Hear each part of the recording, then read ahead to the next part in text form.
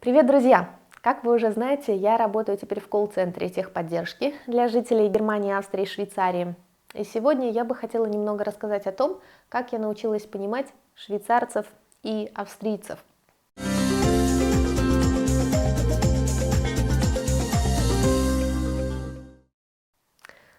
Сразу скажу, я буду говорить сегодня о понимании акцента, который имеют жители Швейцарии и Австрии, разговаривая на стандартном немецком языке. Итак, существует швейцарский и австрийский немецкий. Это отдельные языки, которые имеют мало общего со стандартным немецким языком. Но любой житель немецкоговорящих стран знает стандартный немецкий язык Hochdeutsch, тот, который учим мы с вами. Так вот, если швейцарец или австриец начнет разговаривать с вами на стандартном немецком языке, вы, скорее всего, заметите специфический акцент. И у швейцарцев он как-то более заметен. По этой ссылке, которую вы сейчас видите на экране, вы можете услышать швейцарский немецкий язык. Не переживайте, если вы поймете мало из того, что услышите, сконцентрируйтесь на том, как звучит язык.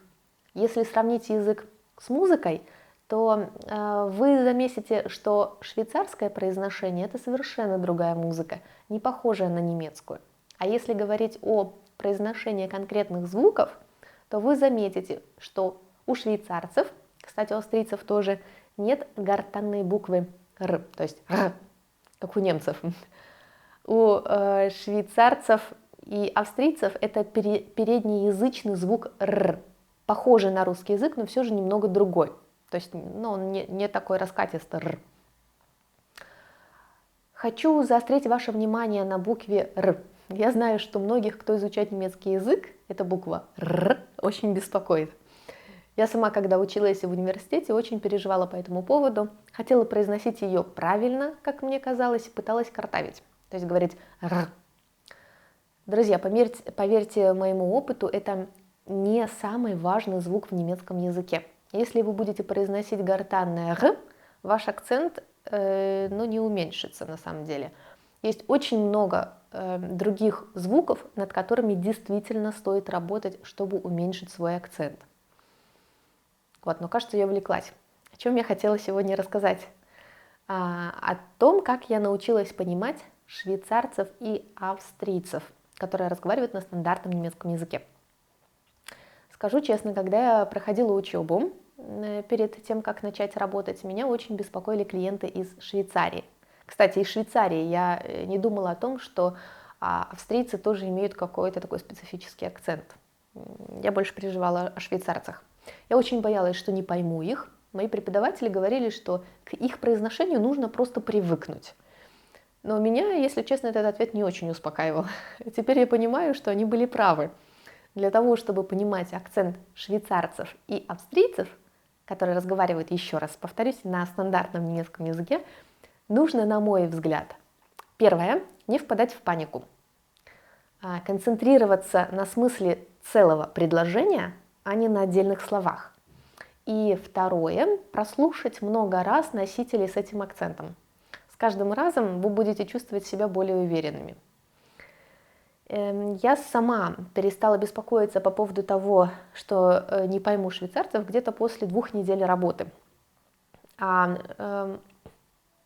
Звонки из Швейцарии от швейцарцев и австрийцев я получаю ежедневно по нескольку звонков.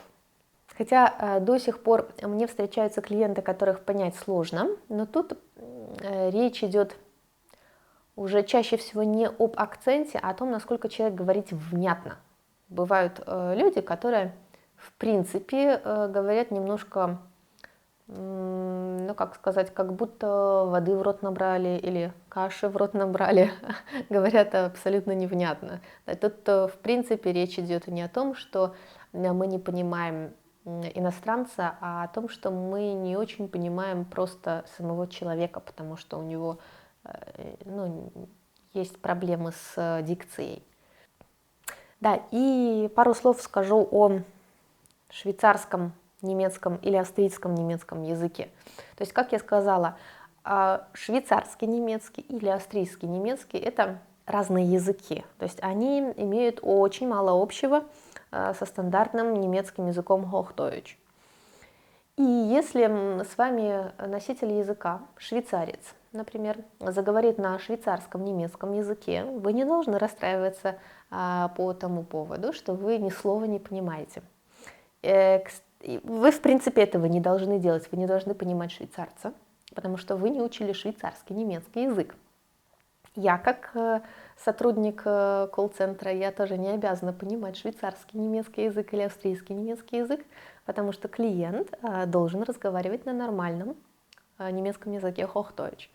У меня был один случай до сих пор, когда я получила звонок от женщины из Швейцарии, и она сразу же начала говорить на швейцарском немецком языке.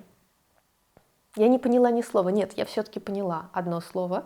Я поняла, что речь идет о клавиатуре и мышке. Два слова я все-таки поняла. Больше ничего.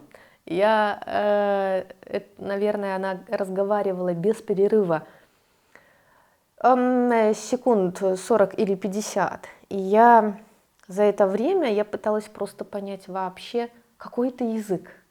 Он звучал чрезвычайно интересно. Мне казалось, что это какая-то смесь немецко-голландского, французского, ну, какие-то такие нотки французского были, видимо, это женщина была из французской части Швейцарии.